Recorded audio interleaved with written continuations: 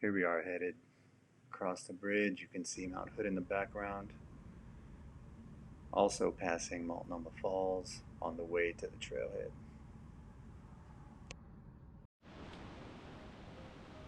Trailhead starts out easy enough, a very wide path, cruising right alongside the creek.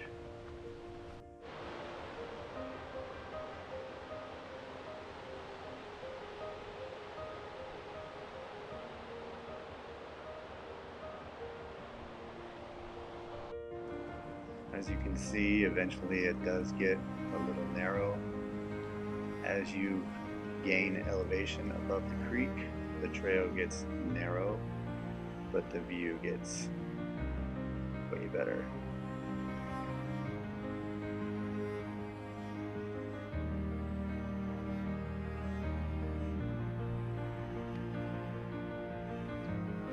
This section of the trail has cables for a handrail and is very narrow with a steep drop-off.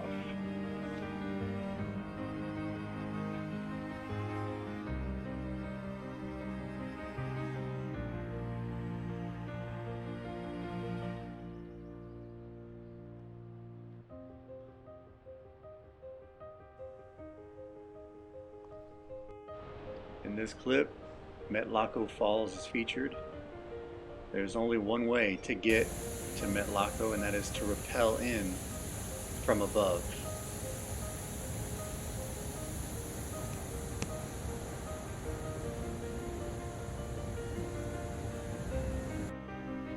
Once past Metlaco, just a little bit further down, you come into a split where you can hike down and get to Lower Punch Bowl, or you can take this trailhead up and eventually you'll get to the top and have a nice view above Punch Bowl.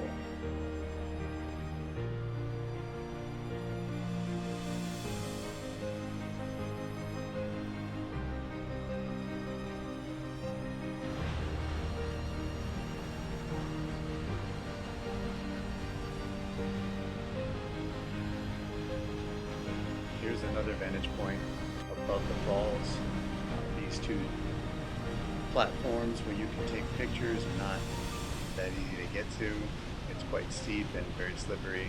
I don't recommend heading down this way unless you're comfortable.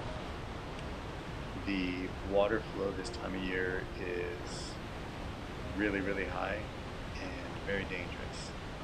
When I canyoneer this, the water levels are much lower and it's very safe to get in right where I'm showing you now. And here are some pictures of last season when the water level was a little lower and you could get down inside this canyon.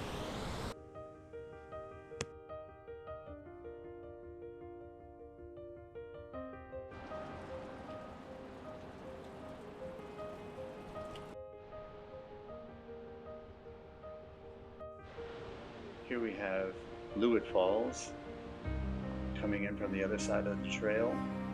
Just underneath Lewitt Falls, there are some really nice pools and drop-down cascades. Here's some pictures from last season, again when the water level was a little lower.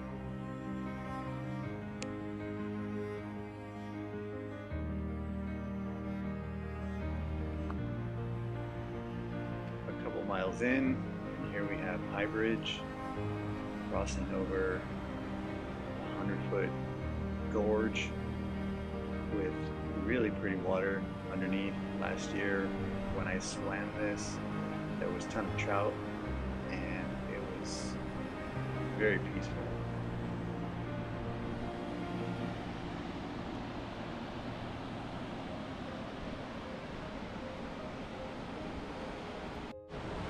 Past High Bridge, you come across Schoonachuk Falls. I probably butchered that name, but it's a two-tier drop falls. It's about 60 feet, 65 feet. Not the easiest in the world to get down. I did rappel here last year, and some pictures from below will follow this footage.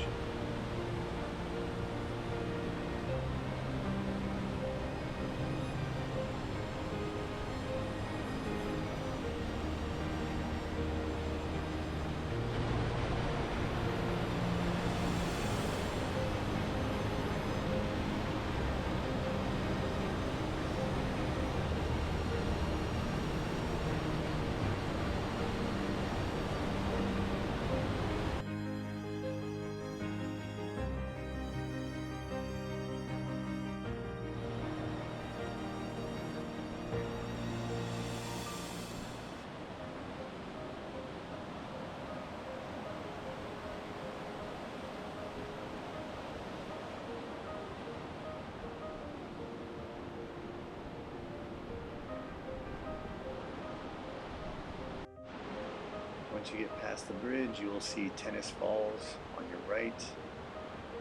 Not very easy to get to, but a cool little double fall.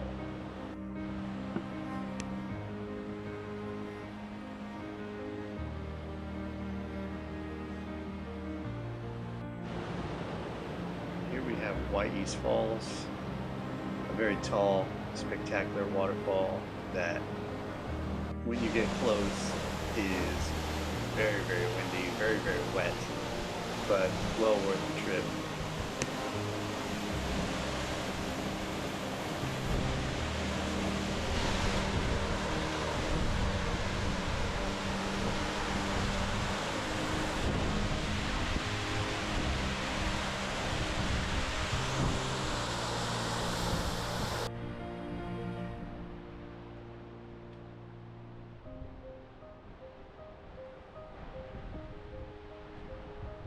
A few more miles in, and you come across this blind turn, which then features Grand Union Falls, a really spectacular looking set of falls.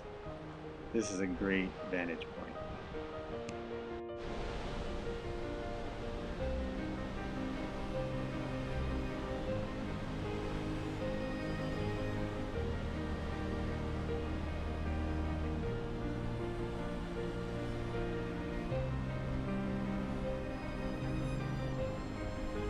Here we are making our way up towards Tunnel Falls. This is just about 6 miles in, and this falls is known on Instagram and Facebook. It is very beautiful, and it is really cool going through this tunnel and coming out the other side with the water right next to you.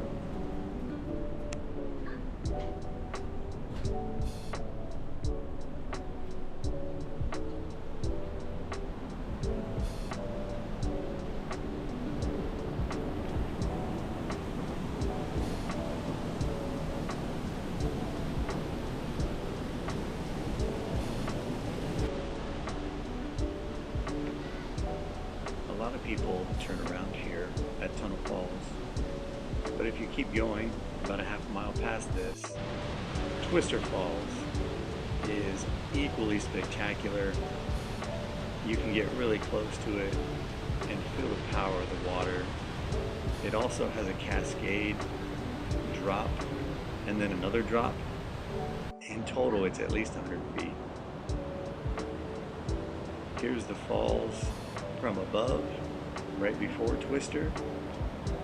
I was in this water to get the shot, and it was pretty cold.